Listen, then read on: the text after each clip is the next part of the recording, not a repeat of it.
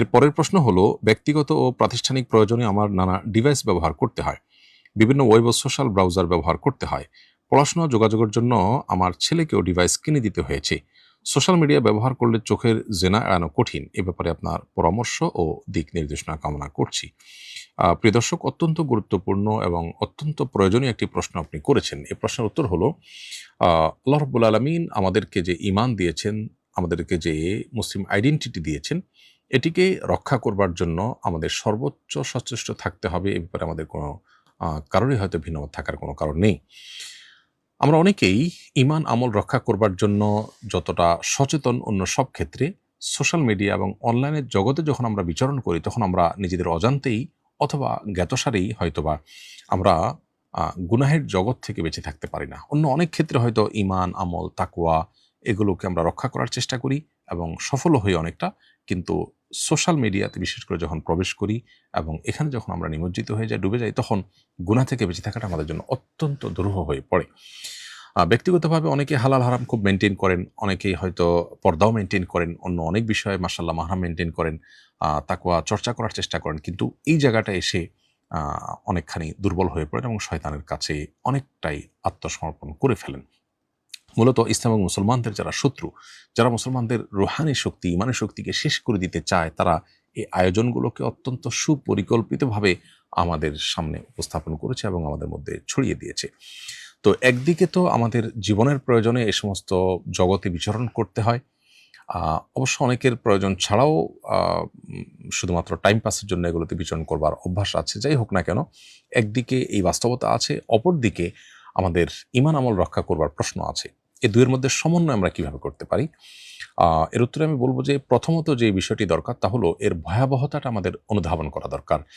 এগুলো শুধুমাত্র অন্য ১০টি গুনাহের মতো গুনাহই নয়। প্রত্যেকটা গুনাহেরই কিছু ক্ষতি আছে। এগুলোর কিছু ভয়ংকর ক্ষতিকর দিক আছে।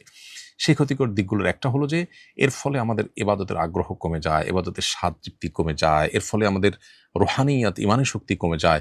ধীরে, ধীরে আমি নামকাওয়াস্তে মুসলমানে পরিণত হই। এজন্য চোখের গুনাহ, কানের গুনাহ এগুলো থেকে বাঁচার জন্য আমাদের বিশেষভাবে সচেষ্ট হতে হবে এবং এগুলোর ভয়াবহতাটা আমাদেরকে খুব ভালোভাবে আঁচ করতে হবে, অনুধাবন করার চেষ্টা করতে হবে। আমরা যখন খুব দৃঢ়ভাবে সংকল্প করব, পণ করব, শপথ করব এবং সচেষ্ট হব যে এই গুনাহগুলোতে আমাকে বেঁচে থাকতে হবে, তখন আল্লাহ তাআলা আমাকে বহু পথ বের করে দিবেন। আল্লাহ বলেছেন, ওয়াল্লাযীনা জাহাদু ফীনা লানাহদিয়ান্নাহুম সুবুলানা। যারা আল্লাহর রাহে আসার জন্য সংগ্রাম করেন, সর্বোচ্চ সাধনা এবং চেষ্টা করেন, আল্লাহ তাআলা তাদেরকে আল্লাহর রাহে আসার বহু পথ দেখিয়ে দেন। অতএব নিজেকে, নিজের সন্তানকে, পরিবারকে এ সমস্ত গুনাহের ভয়াবহ ক্ষতি থেকে বাঁচাবার জন্য আমাদের বহুমুখী উদ্যোগ নিতে হবে। আল্লাহর কাছে আমরা দোয়া করব, আল্লাহ যেন আমাদেরকে হেফাজত করেন। সেই সাথে এই সমস্ত জগতে বিচরণ করা একান্ত প্রয়োজন না হলে আমরা বিচরণ করবই না। এটা হলো সবচেয়ে বড় সমাধান। এর পাশাপাশি যাদের বিচরণ করতে হয়, অনলাইনে তার ঢুকতে হয়, প্রবেশ করতে হয়, সোশ্যাল মিডিয়া ব্রাউজ করতে হয়, তাদের সেখানে সেফটি বেল্ট নিয়ে তারপর প্রবেশ করতে হবে। এক তো হলো ঈমানি শক্তি বৃদ্ধি করে প্রবেশ করা, যাতে করে গুনাহ থেকে আমি বেঁচে থাকবো। হারাম কোনো কিছু আসলে সেটা আমি দেখব না, এড়িয়ে যাব। হারাম কোনো কিছু কানে আসলে আমি শুনবো না। এরপরে সচেষ্ট থাকবো। এর পাশাপাশি আজকাল বিভিন্ন অ্যাপ বের হয়েছে, যেমন আমাদের কিছু তরুণ বন্ধুরা কাহাফ গার্ড, কাহাফ কিডস, কাহাফ ব্রাউজার এগুলো তারা ডেভেলপ করেছেন।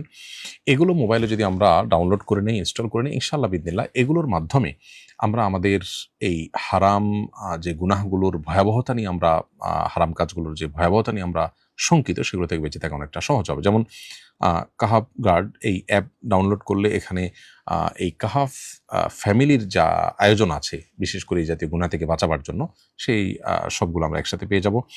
আমার দীর্ঘদিন থেকে অভিজ্ঞতা আছে যে কাহাফ ব্রাউজার যখন ব্যবহার করা হয়, এটা যখন ইনস্টল করে এই কাহাফ ব্রাউজার ব্যবহার করে যখন আমরা ব্রাউজ করি অনলাইনে, তখন দেখা যায় যে কোনো আমি নিউজ পেপার পড়ছি, সেখানে কোনো হারাম ছবি আসলো, ছবিটাকে তারা ব্লার করে দিচ্ছে, অটো ব্লার হয়ে আমার সামনে আসছে।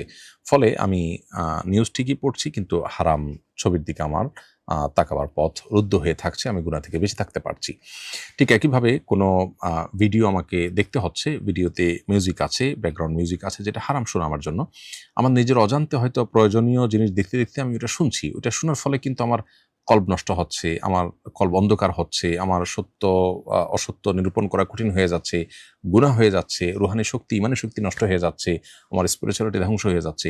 সেই জায়গা থেকে আমি যখন কাহাব ব্রাউজার ব্যবহার করে এরকম কোনো ভিডিও দেখব, তখন দেখা যাবে যে সেই ভিডিওর ওই হারাম যে মিউজিকটা সেটা মিউট হয়ে আসছে আমার কাছে।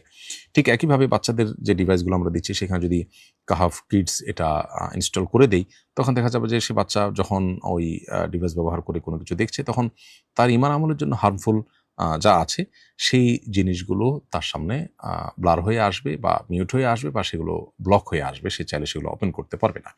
ফলশ্রুতিতে একদিকে বাচ্চাদের ঈমান আমল হেফাজত হলো, আমাদের ঈমান আমল হেফাজত হলো। অপরদিকে আমাদের কাজটা যেটা করা দরকার সেটাও হয়ে গেল। এটা একটা উদ্যোগ।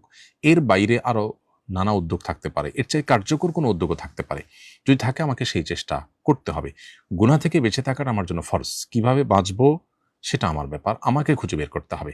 বাকি গুনাহ থেকে বাঁচার জন্য কোনো না কোনো কার্যকর উদ্যোগ আমাকে নিতে হবে। যদি এ সমস্ত উদ্যোগের পরও আমি গুনাহ থেকে বাঁচতে না পারি, তাহলে এই জগৎ থেকে বের হয়ে অন্য কোনো জগৎ, যেখান থেকে আমার হালাল রুটি-রুজির ব্যবস্থা হবে, সেই জগৎ আমাকে বিচরণ করতে হবে। তারপরও হারাম থেকে বেরিয়ে আসতে হবে। কোনো অবস্থাতেই হারামের সাথে আপোস করা বা হারাম এর সাথে অভ্যস্ত হয়ে যাওয়া, এটাকে স্বাভাবিক করে নেওয়া, এটা একজন ঈমানদারের জন্য জায়েজ নয়। আল্লাহ রাব্বুল আলামিন ফিতনা সংকুল এই সময় আমাদেরকে বহুমুখী ফিতনা থেকে আমাদের ঈমান এবং আমলকে, আমাদের মুসলিম আইডেন্টিটিকে, আমাদের তাকওয়াকে হেফাজতে রাখার তৌফিক দান